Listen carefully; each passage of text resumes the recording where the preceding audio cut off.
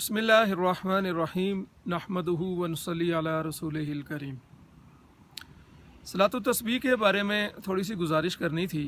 सलातो तस्बीह एक नबी करीम सल्लल्लाहु अलैहि वसल्लम की अबू दाऊद की हदीस से मरवी है, जिसमें नबी करीम सल्लल्लाहु अलैहि वसल्लम ने अपने चचा हज़रत अब्बास रज़ी अल्लाह तआला अन्हु को फ़रमाया, जिसका मफ़हूम है क्या मेरे चचा, मैं आपको एक बख्शिश, एक अता, एक तोहफ़ा देता हूँ कि अगर वो आप करें तो उससे आपके अगले गुनाह, पिछले गुनाह, जो गुनाह आपने जानबूझ के किए हैं या आपसे भूले से हुए हैं, हर किस्म के गुनाहों को अल्लाह पाक माफ़ फरमा देंगे। आप कोशिश करें कि वो नमाज रोज़ाना पढ़ें। अगर रोज़ाना नहीं पढ़ सकते तो हफ़्ता में एक बार नहीं तो महीने में एक बार, वरना साल में एक मरतबा। अगर साल में भी एक मरतबा नहीं तो ज़िंदगी में एक मरतबा उस नमाज को लाजमी पढ़े। उसका तरीक़ा नबी करीम सल्लल्लाहु अलैहि वसल्लम से दो तुरुक से साबित है कि दो तरीक़े से वो पढ़ी जा सकती है नमाज।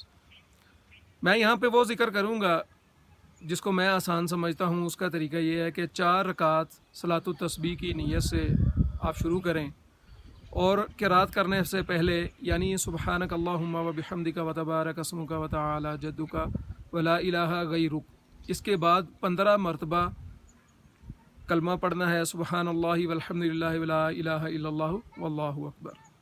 फिर उसके बाद क़िरात करनी है और क़िरात करने के बाद रुकू करने से पहले 10 मरतबा फिर तीसरा कलमा। इसी तरह रुकू में जाके रुकू की तस्बीहां पढ़ने के बाद 10 मरतबा ये कलमा दोबारा पढ़ें और इसी तरह जिस वक़्त कौमा यानी समी अल्लाहु लिमन हमीदा के बाद 10 मरतबा पढ़ें और जब पहले सजदे में जाएं तो सजदे की तस्बीहात के बाद 10 मरतबा ये कलमा पढ़ें। फिर सजदा से उठने के बाद दरमियान में जो जलसा बैठते हैं, जिसको कहते हैं जलसा कहते हैं उसे, तो उस बैठने के वक़्त में 10 मरतबा पढ़ें। फिर उसके बाद दूसरा सजदा जिस वक़्त करेंगे तो 10 मरतबा उसमें करें इस तस्बीह को यानी तीसरे कलमे को, और फिर दूसरी रकात के लिए खड़े हो जाएं और दूसरी रकात में भी इसी तरतीब से कलमा जो है वो आपने पढ़ना है। ये टोटल 75 मरतबा हुआ। हर रकात में 75 मरतबा पढ़ेंगे तो 4 रकात में ये 300 मरतबा हो जाएगा। कोशिश करें कि ख़ुद भी इसका अहतमाम किया जाए और दूसरों को भी इस चीज़ की दावत दें।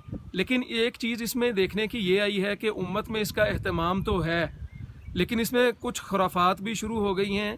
वो ये कि लोग इसको जमात के साथ पढ़ना शुरू कर चुके हैं, जो कि बिल्कुल गैर मुनासिब है।